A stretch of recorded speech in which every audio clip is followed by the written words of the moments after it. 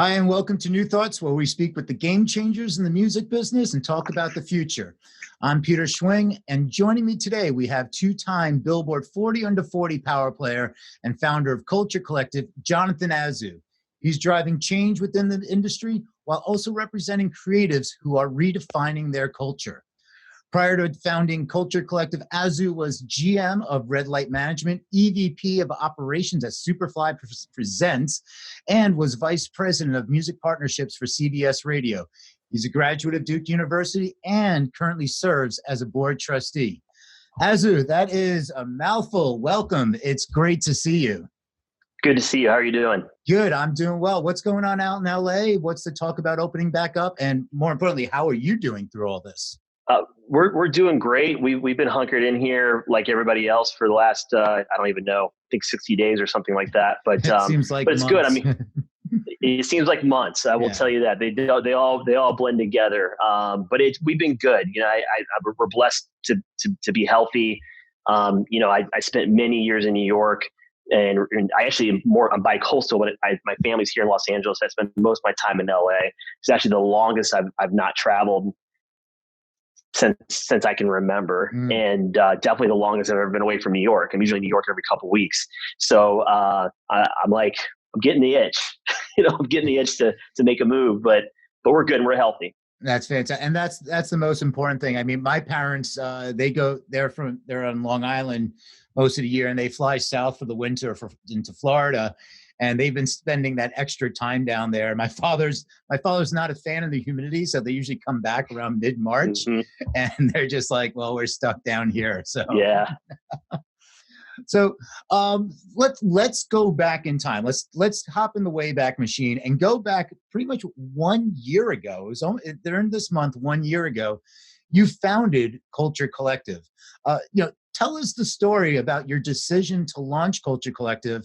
Was there a defining moment, or had it been in a plan in the works for some time? I mean, it'd been in my head for a while of starting my own business, and two, you know, doing something that really would impact the next generation. And even if it was from the optics of seeing somebody that looks like you doing it, you know, I wanted to do it. And I finally, with my career, I have a pretty diverse background. So I spent time in radio, I spent some time in live events, and then I spent time operating, you know, a management company, and then became a manager. So there's a very diverse background. And I always thought that being an entrepreneur and starting my own business would be landing me right in the middle of the intersection, where I've got all these different streaks of my career coming in at once. And I could lean on those to help really grow a company that I have the authority, the accountability, and the responsibility over. So there wasn't one thing. There was definitely some things that I look back now and I think about how I kind of said to myself, I need to do something. And I think one of the moments was I was at a fundraiser with a bunch of other C-level executives in the business, and you know, it was a fundraiser kickoff. So it was a breakfast to kick off a fundraiser, and it was the who's who of the music business, right? I mean, it was like every major music business executive was in this room, and I looked around the room, and I was interested. I said, like, it's just myself and two other people that are of color in this room, and then as it relates to females, women that were in the room, there weren't that many either. And I just said, it's really interesting that what I once thought was just this is the way that it is. Now that I've gotten to a level to where I know all these other individuals, and I'm a quote unquote accepted into these rooms, began to turn into I know why that is. And now that I know why that is, what do I want to do to make an impact to help impact change? Or do I want to kind of lean back and passively support, or just say, you know, it is what it is. So that was one of the moments in my head that I look back to that I think, wow, that was kind of a defining moment for me of like, I really do need to do this. And it's such, you know, and the mission that you have there, and that's something is like, to think about doing something like that. It's like, let's take charge of this, and to be able to put so much effort into it. It's not an easy task when you're taking on this challenge. And, you know, the premise is like, you know, to exemplify and promote diverse and inclusive leadership. And like, let's, I do want to just talk one thing. I mean, it's so important. There's so much there. You know, what do you like but I do want to talk about the current time just for 1 second, because what is going on right now that you find is the biggest challenge in this current state that is for your artist and as a business? For our artist, I would say, listen, when this was all coming down, I like many other executives, not just myself, had the foresight to understand that this was going to be a big impact and it was going to really disrupt the year. And I had been monitoring this situation for a while because I had artists that were touring in Asia, and I had artists that were going to be touring in Asia actually this month, the month of May. And so we'd been monitoring it for a while. And it began to get worse and worse. And then I jokingly call myself the white sheep in my family, because everybody else in my family is in medicine, right? And then I'm in entertainment. So I happen to have some ears around me that can help kind of like educate me on what's real, what's not, as it relates to what's in the media. And I was just kind of told by some sources that, again, my family is like, this thing does get into the US, it's just gonna bust out, yeah. Right? I'd never thought it would be at this level, right? But here we are. So for artists, it's really about how do they continue the conversation with their fans, right? In a digital way. It makes them still feel connected.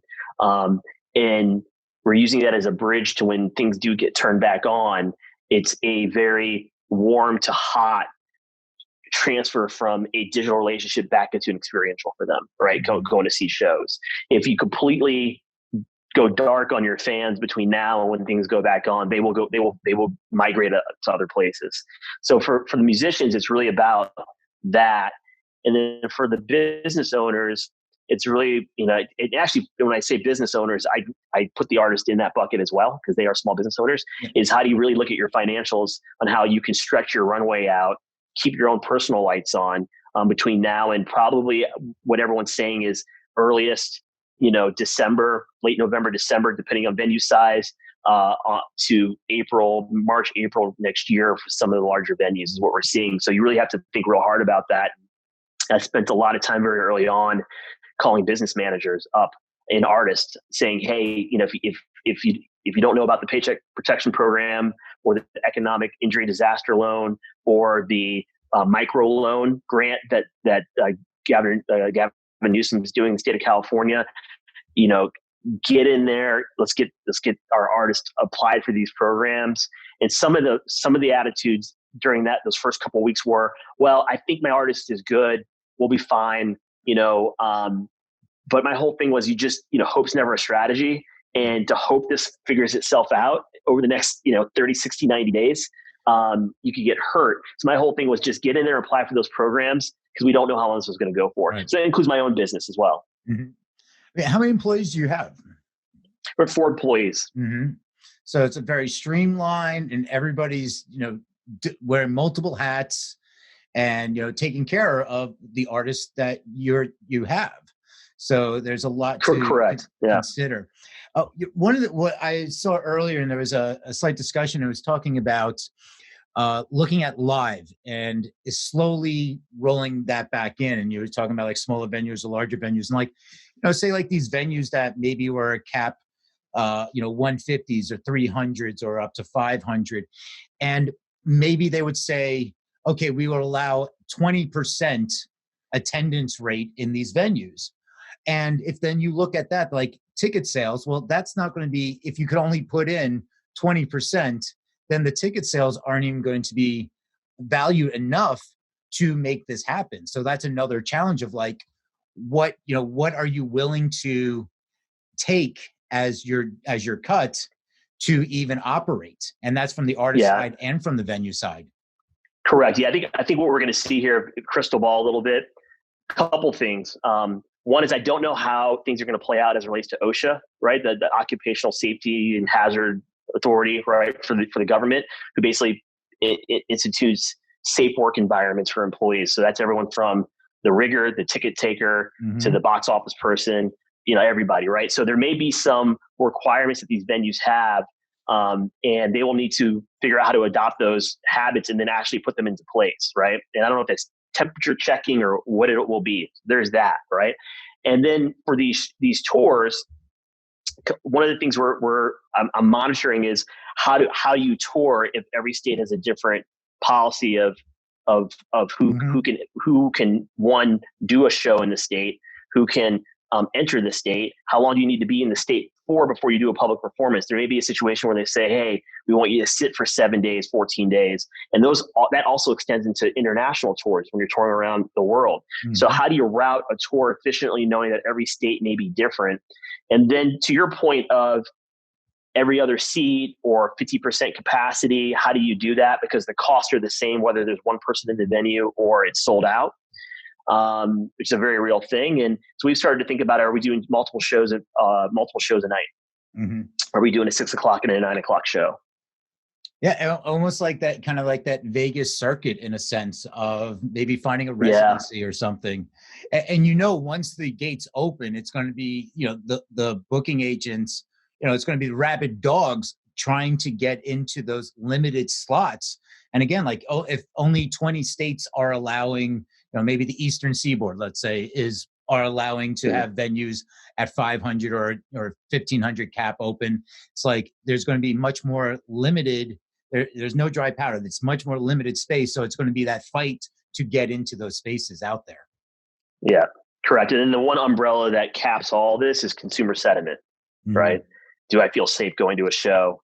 And only time will tell on that, right? On everything from shows to the holiday season at the end of the year, right? Do people go to retail?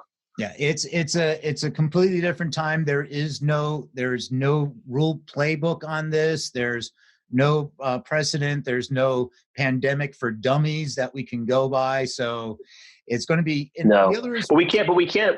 Sorry to cut you off, but one thing we can do, and we need to do as a country, you can look to Italy, you can look to China, you can look to Singapore, you can look to Korea. They were in this before us, so we can look to these countries to see not only how are therapeutics, how are therapeutics impacting the patients that are over there, onto how are they going about opening their venues. So we can look to these other countries to help as a barometer of how we should do things here. Yeah. So it's good, to see, what's working, what's not, and build from there and it's mitigating your risk. So it's risk management at this point. So, let's go back to the Culture Collective. And because this is such an important topic, and, we go back to, we talk about terms and we hear diversity and inclusion thrown around a lot. First and foremost, what do these words mean to you, and how do you incorporate this into your mission? Wow, that's a good question. I mean, what these words mean? I mean, I'm somebody that has a pretty diverse family background. My father's from Nigeria. My mother's from New Orleans. Was raised in St. Louis because my father went to school there, and so I was kind of very much raised around a more of a multicultural mindset in general, right? A global mindset. And for me, going to schools, right, that were predominantly, I was always the minority in life, right? There wasn't ever a time in life where I was the majority for the most part, right, in my everyday walk. So for me, diversity has always been a part of the fabric of what I recognized and noticed growing up, whether it was being on the football team, being in the classroom, being on student council, et cetera, et cetera, et cetera, right? And again, like I mentioned before, as you navigate and elevate through those systems, there's a lot of people that saw things in me that I didn't see in myself. And I'll be honest with you, a lot of those people, majority of those people didn't look like me, right? And didn't have the same background as me, but they saw something in me and they extended me a shoulder to lean on and to get to the next level. And I appreciate that.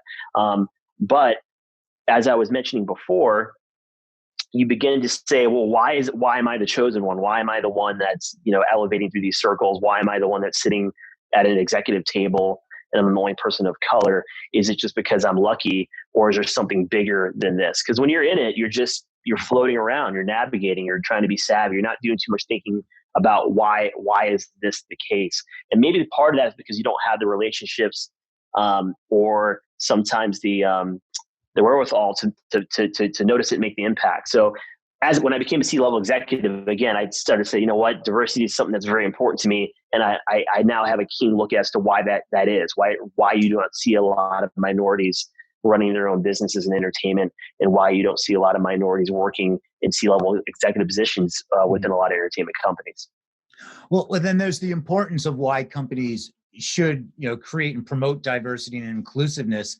So, what would your suggestions be to companies and how to incorporate this? And I know when we were talking earlier, you were talking about walking with intention. And that is such a powerful statement right there. So you elaborate on that. Yeah. I mean, you'll find a lot of companies, you find a lot of academic institutions. I find a lot of businesses that will say, we diversity is a part of what we do. And when you really break it down, they're more checking boxes. There's like the equal opportunity employer laws, and you say to yourself, all right, let's just make sure we get a diverse applicant pool in here. And just as a process, not as a, what can we really do to make sure we are diversifying our work environment? And more importantly, what are we doing within the work environment to embrace diversity, right? When I was growing up, I went to a high school that was a part of the desegregation program.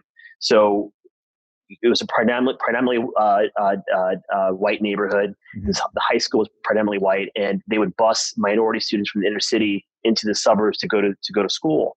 And to them, that was fixing the diversity problem. But when you broke it down, when you looked in the lunchroom, it would be a table of kids that were bussed in, and then there'd be the tables of the kids that weren't bussed in, because within the school, there weren't systems set up to really talk about diversity, talk about inclusion. People share their experiences. So it's sometimes not just enough to say that we just hired somebody and we solved the problem. It's how do you embrace it within? And to me, that's walking intention. Yeah, it's not about fulfilling a quota. And what then, you look at it, it's like, okay, so you're hiring a diverse staff. Well, where's the track? That's the second part of it, is now where's the track to upper management? Where's the track to executive, to C-level? It's like, how do you support them? Correct. And mentor, right? And mentorship can happen within companies and also outside of companies. And one thing that we talked about a little bit earlier was, this is something that it really dawned on me in the last handful of years running some companies, was that internships often aren't paid, right? And that's been a big topic as of late, but more from a state issue, right? Because states are saying, hey, you can't have people work for free. But when you really distill it down, that's a major barrier to entry for someone that has economic challenges. And often people, if you look at just statistically, those that grow up in environments that are economically challenged often tend to be minorities. So now a minority that wants to work at an entertainment company that doesn't pay their interns, right, anything, says, well, I probably just can't do it because I can't financially afford to do it. So now it's not even a conversation. I don't even go into entertainment because there's a barrier to entry. And I think you see that a lot. A lot. And that's unfortunate. So then what about, because you're a board of trustee over at Drake University. Drake University. Okay. Yeah, Drake University. The other D. the other D. The better D. It had a K in it too. So I was like, well, so I had the D part. And so, what is it that maybe like university, career services, how is there something that they can do to, exemplify and help that process? Yeah, I think universities. There obviously there are career centers on university campuses, and there's internships. I think they were a big deal when I was in college, but I would even say even more now they're important. I always tell young people, you should be busy every single summer, and these universities do a lot of outreach programs to people like me. I mean, I'm an alumni, so there's that, but I've spent a lot of time mentoring, talking to, speaking on campus to young people about the workforce, right? In my experience. And that alone, right? Being able to see somebody standing in front of a lecture hall, giving their experience, where somebody, especially those that are minorities, can look there and say they can see themselves in that, is a step in the right direction. In addition to that, Also making sure that we're offering programs that can work not only over the summers but semester all year long, right? And it'll be interesting now that the work at home environment's going to grow. Are we bringing interns on to work for the company that are working remotely, that don't have to be actually in Los Angeles or New York? Right, and just we had a conversation last week, and we were talking about with students, and I had Francisco, who's heads up the Universal Music Group internship program. We also had Brian Wilkins, who's a professor at University of Miami in the Frost School of Music. And one of the things that we were talking about, especially in this day and age, is the fact that it's going to be more of this hybrid when we come out of it, that there's a lot of organizations that are realizing they can operate in a company. I had Linda Bloss-Baum on the other day from Sound Exchange, 160 employees. Overnight, they had everybody working remote. So you take that into look at yourself and say, well, what additional skill sets do I have that I can do from home? Can I do some graphic design? Can I do social media from home? Can I offer these services to a company that maybe if I studied music business or something, what are my additional skills or maybe hobbies that I had that I could delve in right now at this time and learn a little bit more, like a UDMY or Coursera has a lot of free courses to brush up on a few different skills that potential employees would be looking at. So when we come out of this, that, hey, you helped out remotely, let's make this happen. Yeah, you're absolutely right. And the online education ecosystem is going to only get bigger. And I can't stress enough. It's interesting. It's something growing up around parents that were in medicine that I noticed. They used to always use this word CME, which is basically continuing medical education. Mm-hmm. So if you work in medicine, you have to literally every X number of years, study and take tests. So I always remember my parents taking tests. Like my mother still keeps her CME up, and she's retired. And so it's one of those things as an executive that you should do as well. You should always be brushing up your skills. I did not get a master's, but I've taken a bunch of courses at NYU over the years, mm-hmm. right? And will continue to, and I still may go get a master's degree. So you should always be challenging yourself. I always use a lot of analogies, but when I'm talking to students, I said, think of yourself as a cereal box, right? Consumer packaged goods, and you're completely blank. There's no color, there's no writing, right? And when you look at your career and those that you've either admire or those that mentor you or those that are your counterparts, what are the elements of them that you want to be a part of you, and really develop what that package is going to look like so it's attractive to an employer, right? And education is one big part of that. Mm-hmm. And continuing education, or just even the willingness to learn more. So like, you're potentially hiring somebody, like what is that extra trait there that you're looking mm-hmm. for? Mm-hmm. Yeah. The little extra thing, right? Mm-hmm. The X factor. Exactly.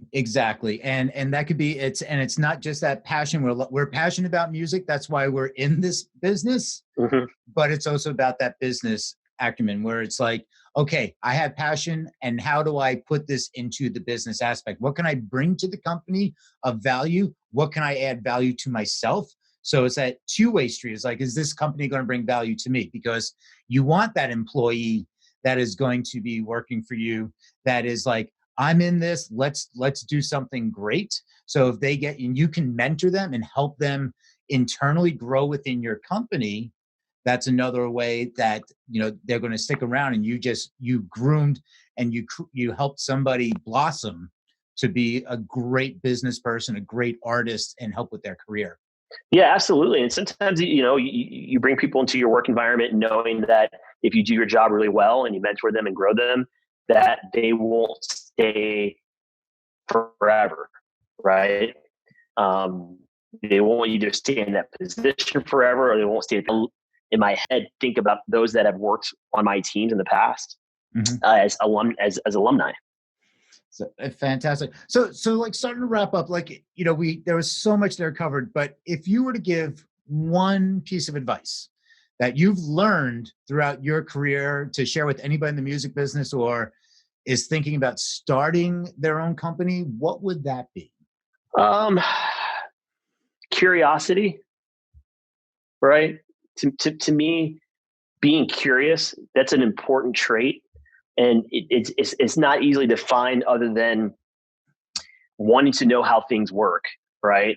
And the best entrepreneurs that I've ever met, the best executives that I've ever met, they know a lot about other little things, and sometimes they know a lot about certain things, and they may find other people that are smarter, but they're curious about everything. And if you could be curious about all aspects of your business, not only curious about, like I was at, because he's having some issues with this, and I'm not a musician, but he's having issues connecting his instrument in for Instagram lives. And I was like, can you just explain it to me a little bit more so I can understand it? I'm not going to solve the problem for him, but I was just curious. Yeah. This is very curious. And I said, if I know more, I may be able to help you figure it out. Right. And that it's everything from that to, honestly, when the government rolled out all these programs, I read up on all of them. Right. And most of which I wasn't even applicable for, but I wanted to understand it, Yeah. So if somebody else was wondering how it worked, I could educate them on it. I love that. I'm very similar. It's like when there's something that's a challenge, and I always like to say nothing gets the synapses fired as much as a good challenge. And I think that's what we're going through right now. There's so many times that you might look at a challenge and it's like, that is a giant mountain to climb. And if you just go and do it ahead of time, before you need that to actually do it, to learn about it and put it in practice, it becomes second nature and becomes easier over time. Does. Yeah, it does. Intuitive. So finally, besides with this being over, what are you especially looking forward to, or, with any of your artists, what are you looking forward to most? Wow. I've got, I'm excited for Grammy season, right? I've got, we put out a Luke James project, who's a client. He feels the same way about that album that we do. And it took a bunch of years in putting it together. I'm excited for that. Emily King, who is a longtime client friend, was nominated for 2 Grammys this past year, and was supposed to be on tour this week, actually. That obviously changed. So like a lot of artists, she's starting to create her next album. So that I'm so excited for that, because I really do think that one of the things that's going to happen during this time is going to be a lot of great content created. And I'm excited for all these artists out there to write the next generation of songs and put them out. Well, artists, musicians, we're used to working from home, being in the basement locked away. So this is like their normal territory, what we're in. All right. Well, thank you, Azu. Absolutely. Yeah. Thank you. We're going to wrap up, but thank you, Azu. It's always a pleasure to speak with you, and hopefully soon enough, we'll be able to get to see each other in person once we're traveling again. So, have a wonderful day. Stay healthy, please. Appreciate it. Take care. All right. Bye-bye. That's it for today. Thank you all for tuning in. If you want to join the conversation, leave your comments down below, and make sure to sign up at musicindustrycity.com to stay updated on what's going on in the music business. See you next time.